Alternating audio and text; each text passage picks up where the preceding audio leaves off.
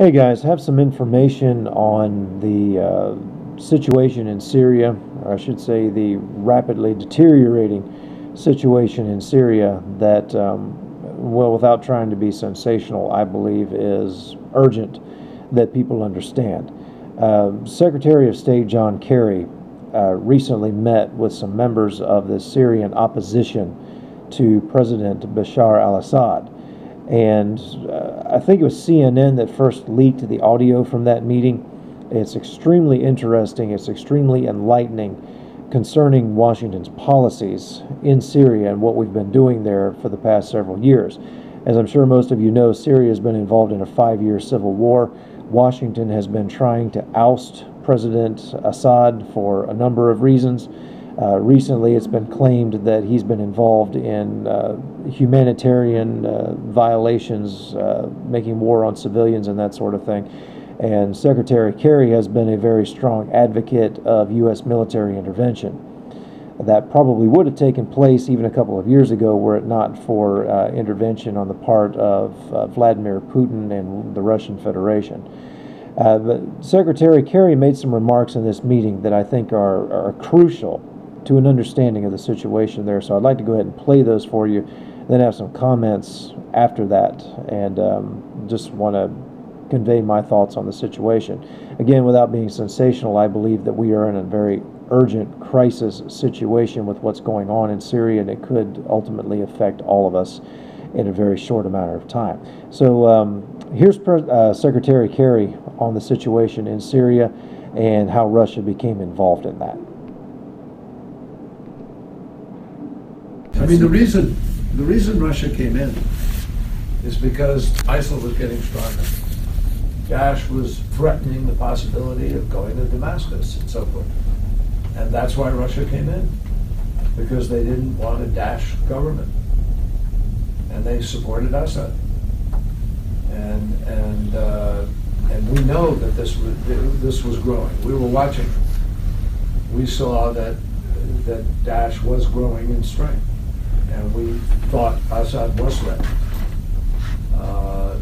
We thought, however, we could probably manage, that Assad might then negotiate. Instead of negotiating, you got Assad. Now you got Putin to support him.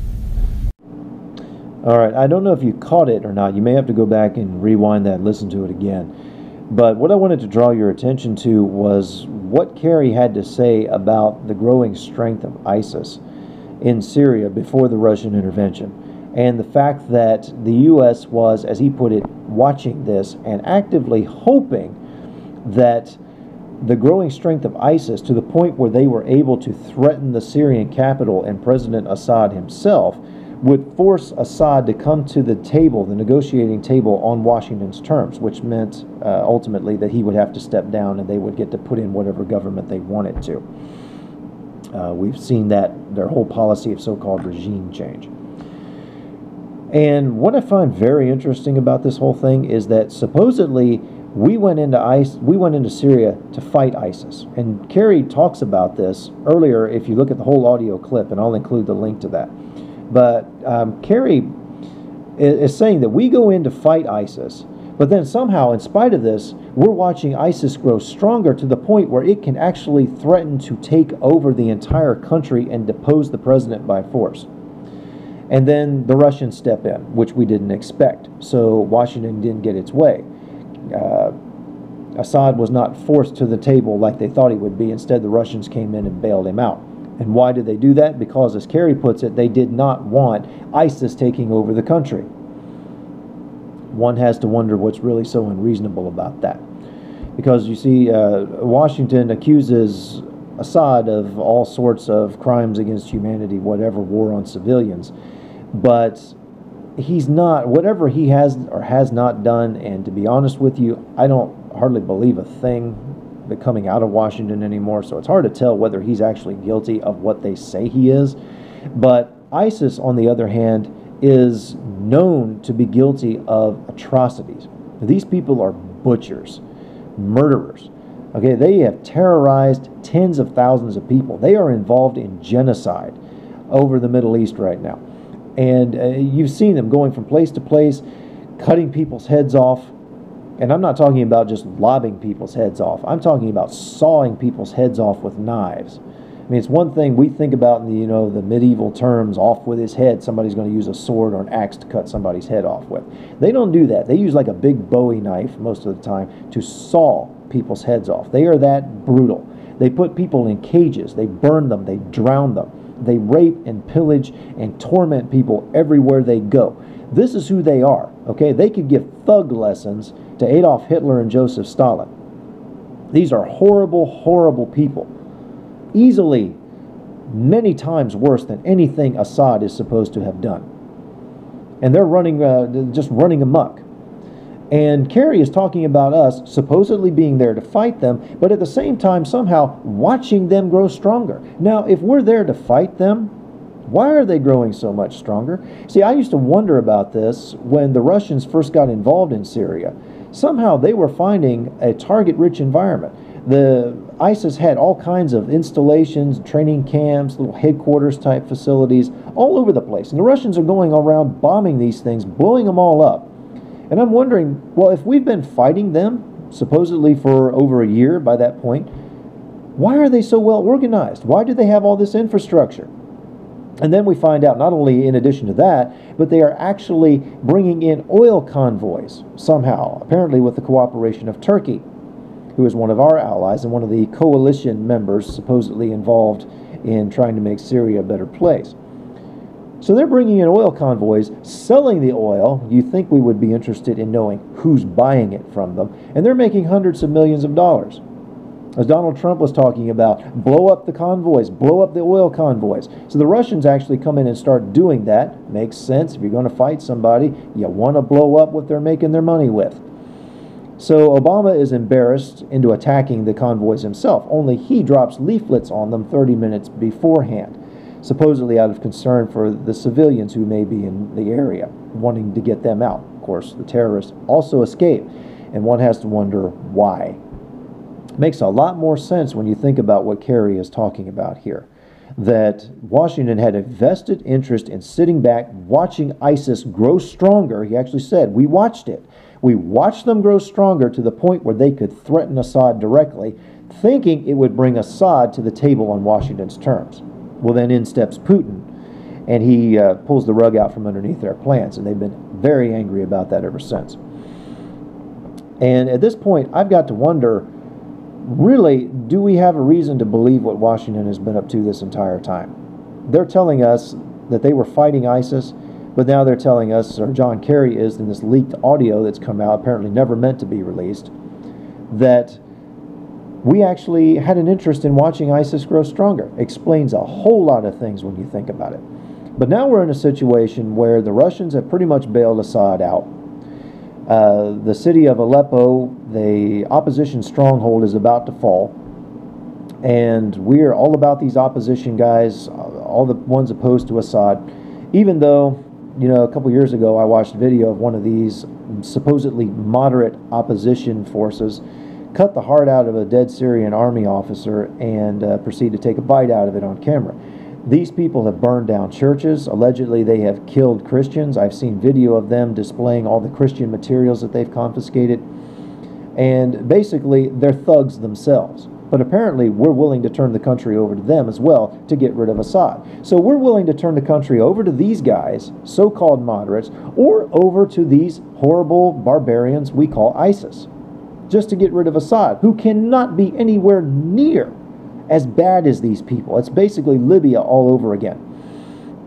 And it makes total sense in light of what Kerry's saying. However, now we're in a situation where we're tense with the Russians, because if the city of Aleppo falls, basically the Syrian civil war is over and Washington has lost its chance to oust Assad.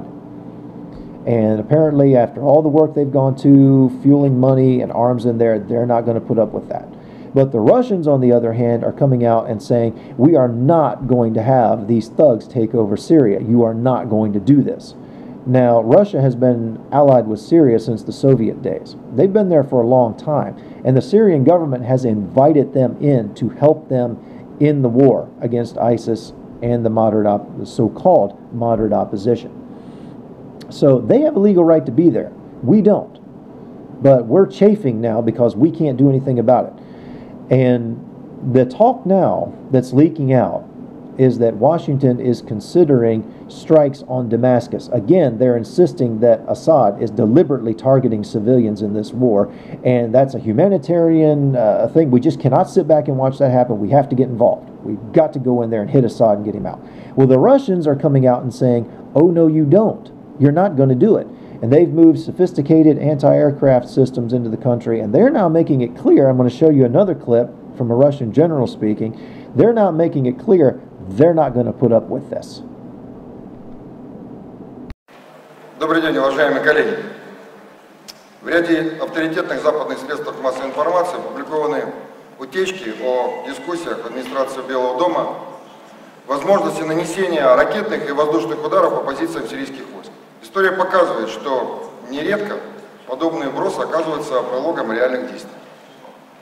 Особое беспокойство вызывает информация, что инициаторами данных провокаций являются представители Центрального разведывательного управления и Пентагона, которые еще в сентябре докладывали своему президенту о якобы управляемости боевиков оппозиции, а сегодня лоббируют кинетический сценарий в Сирии. Рекомендовал бы коллегам в Вашингтоне тщательно просчитать возможные последствия реализации подобных планов. Сегодня на вооружении сирийской армии имеются достаточно эффективные зенитно-ракетные комплексы, такие как С-200, БУК и другие системы противовоздушной обороны, техническое состояние которых за прошедший год было восстановлено. Кроме того, напомню американским стратегам, что воздушное прикрытие российских военных баз в Мимиме и Тартусе осуществляется зенитно-ракетными системами С-400 и С-300, радиус действия которых может стать сюрпризом для любых неопознанных летающих объектов. Следует реально осознавать, что у боевых расчетов российских комплексов противовоздушной обороны вряд ли будет время на выяснение по прямой линии точной программы полета ракет и принадлежности их носителей. А все иллюзии дилетантов о существовании самолетов-невидимок могут столкнуться с разочаровывающей реальностью. И, наконец, самое важное. Сегодня большинство офицеров Российского центра примирения враждующих сторон работает на земле, доставляют гуманитарную помощь и ведут переговоры с главами населенных пунктов и вооруженных отрядов в большинстве сирийских провинций. Благодаря их деятельности 732 населенных пункта и сотни тысяч сирийцев вернулись к мирной жизни. Поэтому любые ракетные или воздушные удары по территории, контролируемой сирийским правительством, создадут явную угрозу российским военнослужащим. И в завершении обращаю внимание горячих голов, что после нанесения 17 сентября самолетами коалиции удара по сирийским войскам в Дейр-эз-Зоре мы приняли все необходимые меры для исключения любых подобных ошибок в отношении российских военнослужащих и военных объектов на территории Сирийской Арабской Республики. Okay, so now you've heard it from the Russians. Basically, we have a situation where we have two nuclear armed powers at an impasse. Washington is absolutely determined that Assad must go. They have their reasons for this. I believe it has to do with a pipeline that was planned to go through Syria into Europe from the Gulf states, and Assad said no because of his partnership with Russia, and therefore Assad must go because nobody can stand in the way of what Washington wants on the global scheme.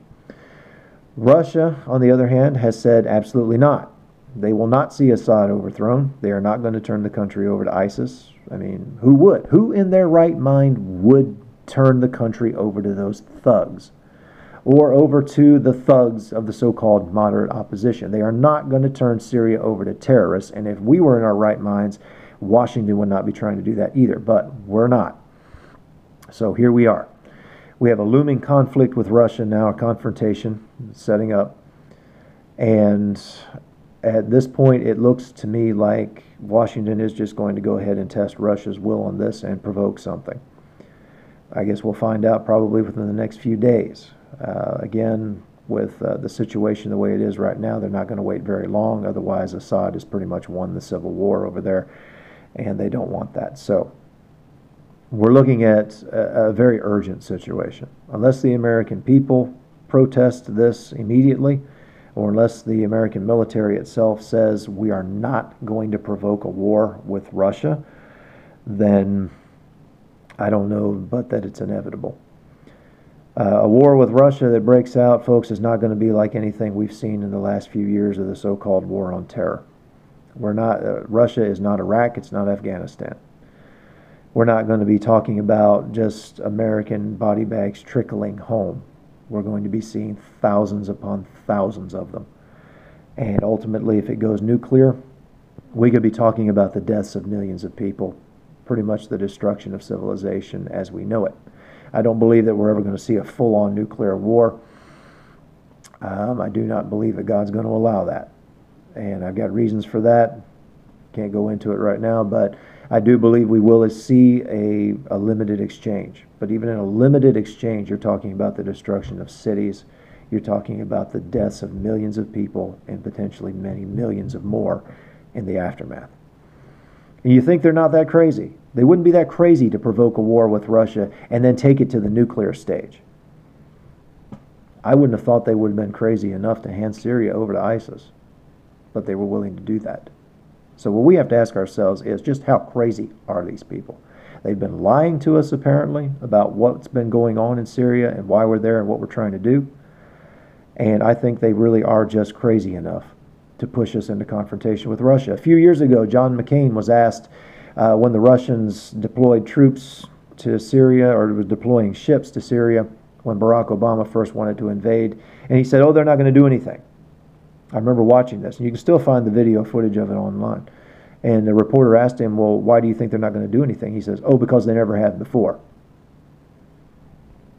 And no, not sorry at all that I didn't support him for president. The man was completely insane as far as his foreign policy is concerned. And this entire situation is insane. But we're being run by basically people who agree with him. They probably do not think the Russians are actually going to do it. Maybe they don't. Maybe they're willing to do it. You see, the elite don't care as much. John Kerry, Barack Obama, Hillary Clinton, they've got bunkers to run to. Bunkers that we paid for with our tax dollars, as stocked with food, medicine, ammunition, and protected by the finest troops our tax dollars could buy.